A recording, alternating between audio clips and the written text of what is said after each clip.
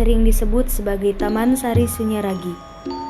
Nama Sunyaragi berasal dari bahasa Sanskerta, dari asal kata sunya yang berarti sepi dan asal kata ragi yang berarti raga.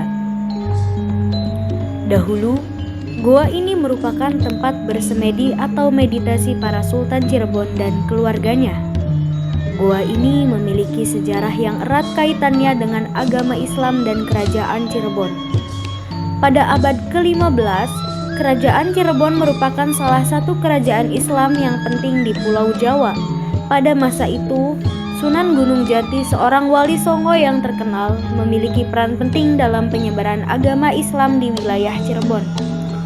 Sunan Gunung Jati adalah salah satu murid dari Syekh Maulana Malik Ibrahim, seorang ulama sufi yang dikenal sebagai salah satu dari 9 wali yang menyebarkan agama Islam di Jawa. Sunan Gunung Jati datang ke wilayah Cirebon dan berhasil mengislamkan raja setempat. Goa Sunyaragi dibangun pada abad ke-17 oleh Sultan Sepuh Kesepuhan Cirebon, yaitu Pangeran Kertanegara. Pangeran Kertanegara adalah seorang penguasa Kesultanan Cirebon yang kuat dan berpengaruh pada masanya. Goa Sunyaragi didirikan oleh Sultan Sepuh pada tahun 1565 sebagai tempat pertapaan dan meditasi. Konon, goa ini awalnya adalah gua alam yang kemudian diubah menjadi goa dan taman yang indah oleh Sultan Sepuh dan para pengikutnya. Goa ini juga memiliki arsitektur yang sangat unik yang memadukan unsur-unsur Islam dengan budaya lokal. Kompleks ini terdiri dari gua, kolam, taman, dan jembatan yang menghubungkan berbagai bagian bangunan gua. Di dalam gua-gua tersebut terdapat lorong-lorong yang rumit dan berliku, sehingga sering disebut sebagai labirin. Selain menjadi tempat pertapaan dan meditasi, Goa Sunyaragi juga digunakan sebagai tempat peristirahatan para sultan dan keluarga kerajaan. Di dalam kompleks ini terdapat makam-makam keluarga kerajaan Cirebon yang terletak di dalam gua yang tersembunyi. Jika dilihat dari fungsi dan kegunaannya, gua ini memiliki beberapa bagian dengan fungsinya masing-masing.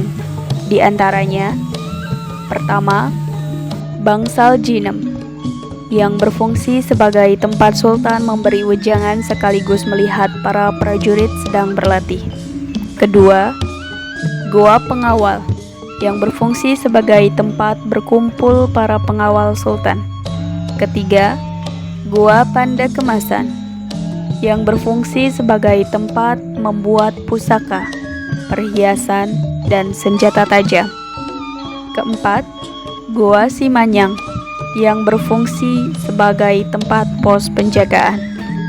Kelima, goa langse yang berfungsi sebagai tempat bersemedi. Keenam, goa agrajumud yang berfungsi sebagai tempat orang penting di keraton.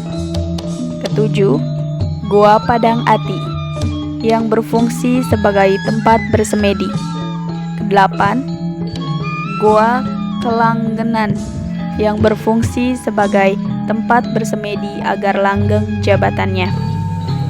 9. Goa lawa yang berfungsi sebagai tempat khusus kelalawar. 10. Goa pawon yang berfungsi sebagai dapur penyimpanan makanan. 11. Goa petang atau goa yang paling gelap berfungsi sebagai tempat nyepi untuk kekebalan tubuh. Tepat di pintu masuk Goa Peteng terdapat patung perawan Sunti.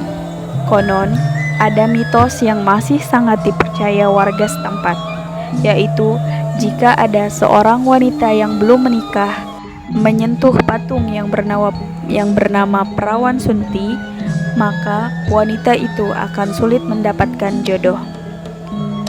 Tapi jika tidak sengaja menyentuh patung batu tersebut untuk menangkalnya, yaitu segera berjalan ke dalam goa kelanggenan yang dipercaya masyarakat setempat melanggengkan segala urusan termasuk urusan jodoh. Pemandangan bangunan dengan gaya arsitektur Hindu, Islam, Cina, dan Eropa ini nampak eksotis dengan material batu karang dari Laut Selatan. Gua Sunyaragi sudah berusia sekitar 400 tahun. Gua Sunyaragi menjadi saksi bisu dari sejarah Islam di Cirebon dan merupakan salah satu warisan budaya yang berharga bagi masyarakat Indonesia, terkhusus bagi masyarakat di Cirebon.